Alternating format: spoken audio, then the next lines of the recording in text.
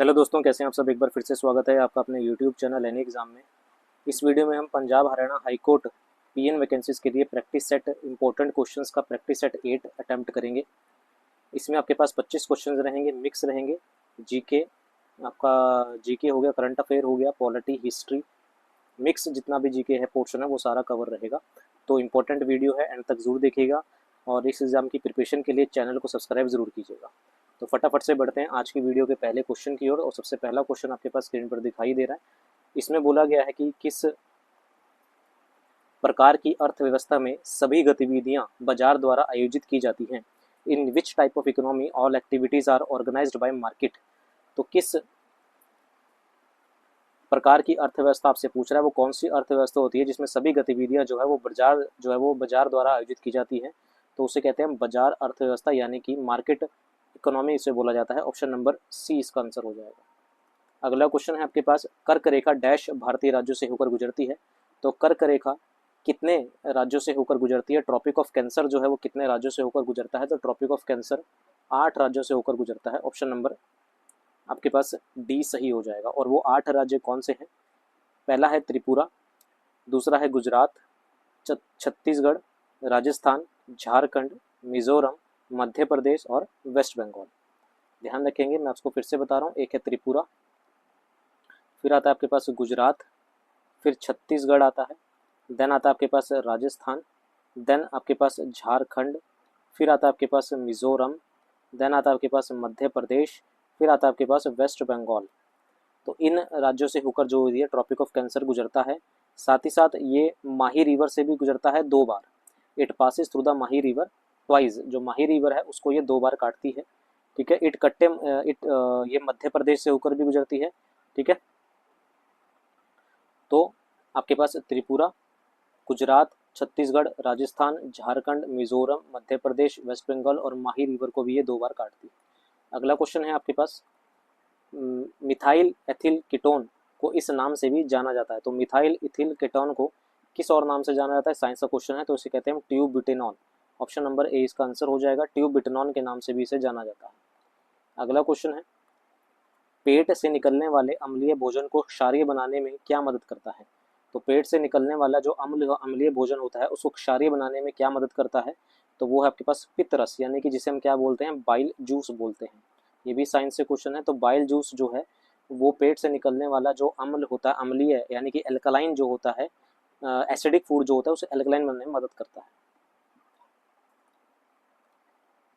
अगला है, निम्नलिखित में से किस रंग के प्रकाश की तरंग दैर्घ्य पीले रंग की तुलना में सबसे लंबी होती है।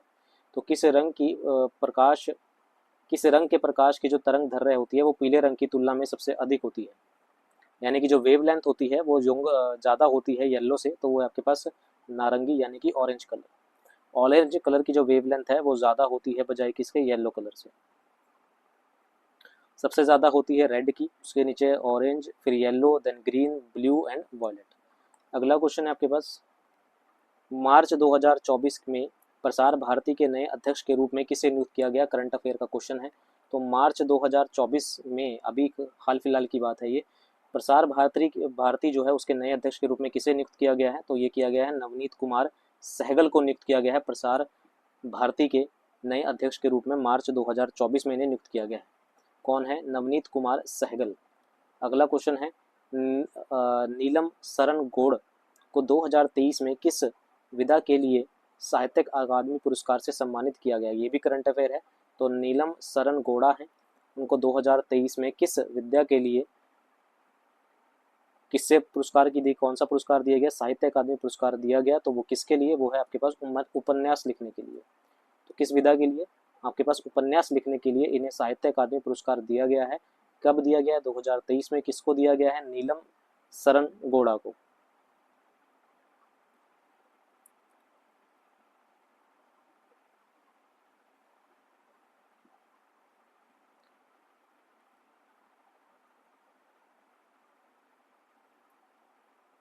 अगले क्वेश्चन की ओर आते हैं। अगला है आपके पास, महिला व्यवसाय और कानून 2024 रिपोर्ट किसके द्वारा जारी की गई। करंट अफेयर का क्वेश्चन है।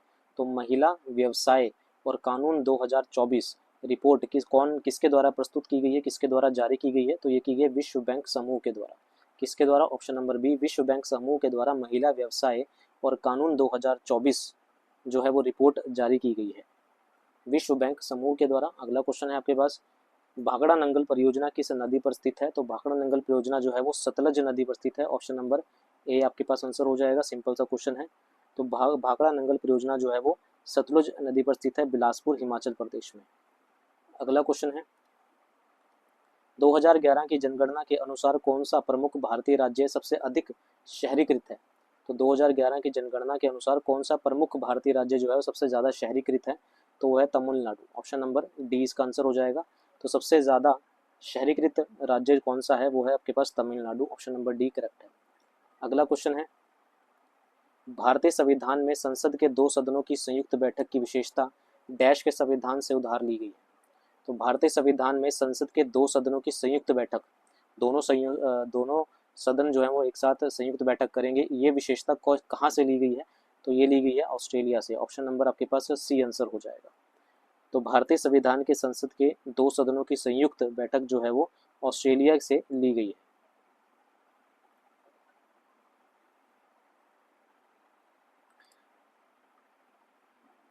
अगले क्वेश्चन की ओर आते हैं।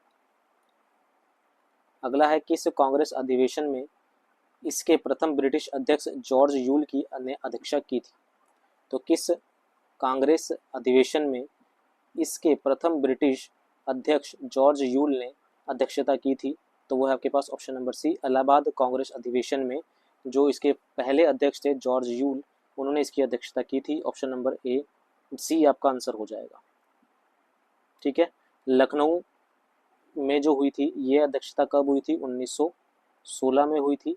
लाहौर की जो हुई थी वो 1929 में हुई थी, जो कि पंडित जवाहरलाल नेहरू ने की थी। और बम्बई में जो हुई थी वो 1885 को हुई थी, जो आपका WC बनर्जी ने की थी। ठीक है, और जो इलाहाबाद वाली थी वो 1888 में हुई थी। तो इलाहाबाद वाली 1888, लखनऊ 1916, लाहौर 1929, मुंबई 1885। अगले क्वेश्चन की ओर आते हैं, भारत के कौन से शहर को गुलाबी शहर कहा जाता है? तो जयपुर को जो है वो गुलाबी शहर के नाम से भी जाना जाता है, ऑप्शन नंबर डी आपके पास आंसर हो जाएगा। अगला क्वेश्चन है, मेघदूतम किसके द्वारा लिखा गया है? तो मेघदूतम जो है वो सबको पता है कालिदास जी के द्वारा लिखा गया है। तो मेघदूतम लिखने वाले कौन है? कालिदास। अगला क्वेश्चन है, निम्नलिखित में से कौन 10वें सिख गुरु थे? 10वें सिख गुरु का नाम आपको बताना है कि कौन थे। वो थे गुरु गोविंद सिंह। 10वें सिख गुरु कौन थे? गुरु गोविंद सिंह जी जो थे वो 10th और लास्ट गुरु थे, और इनका जन्म जो था वो 5 जनवरी 1666 को हुआ था। कहाँ पर? पटना बिहार में। कहाँ पर हुआ था? पटना बिहार में इनका जन्म हुआ था। 5 जनवरी 1666 को पटना बिहार में इनका जन्म हुआ था, और ये 10th और लास्ट सिख गुरु थे। ये 9 साल की उम्र में जो था वो गुरु बन गए थे। ये become a Guru at the age of 9। कब बने थे? 24 नवंबर 1675 को। इन्होंने 5 केज, ध्यान रखेंगे, 5 केज जो था वो इंट्रोड्यूस किया था सिखिज्म का।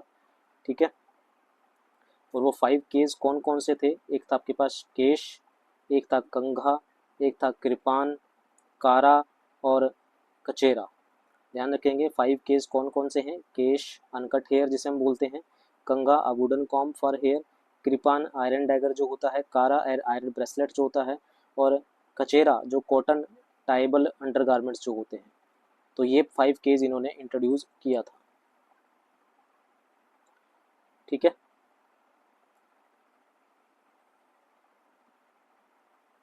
अगले क्वेश्चन की ओर आते हैं।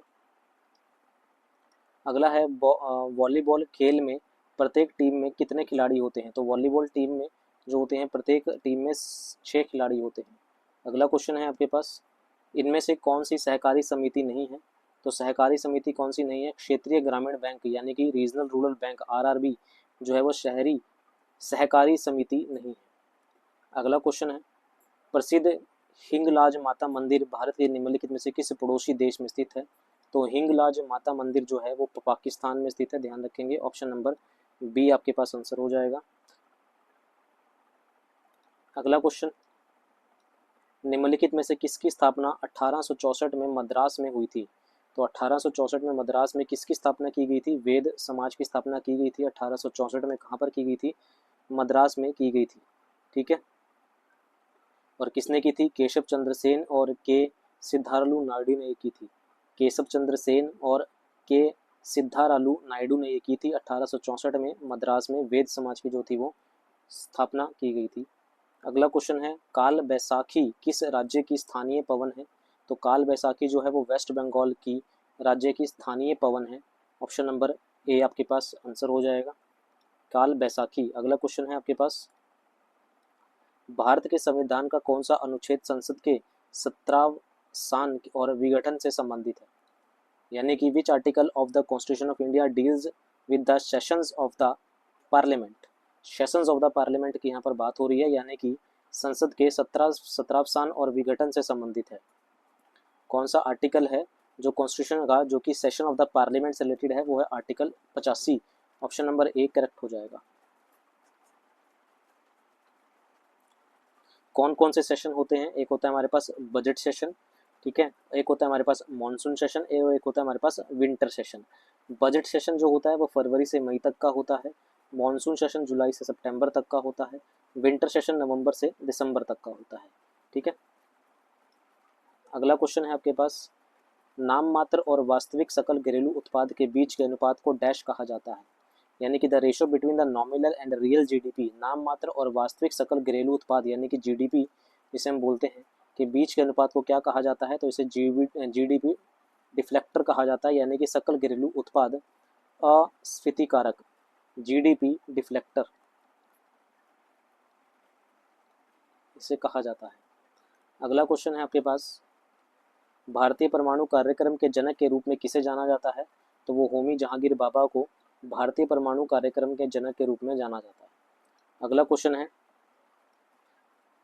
महलवाड़ी व्यवस्था नामक एक भू राजस्व व्यवस्था किसने तैयार की?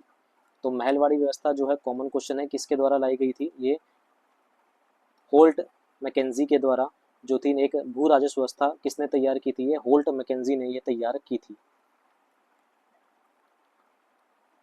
अगला है, निम्नलिखित में से कौन सी संगीत वाद्य यंत्र संतूर से संबंधित है? तो कौन संगीत वाद्य यंत्र जो है वो संतूर से संबंधित है? वो है आपके पास पंडित शिव कुमार शर्मा, पंडित शिव कुमार शर्मा जो हैं वो संगीत वाद्य यंत्र संतूर से संबंधित हैं। ऑप्शन नंबर ए करेक्ट हो जाएगा। तो ये थे आज की वीडियो के 25 इंपॉर्टेंट क्वेश्चन जो कि आपके पीएन वैकेंसीज के लिए इंपॉर्टेंट हैं।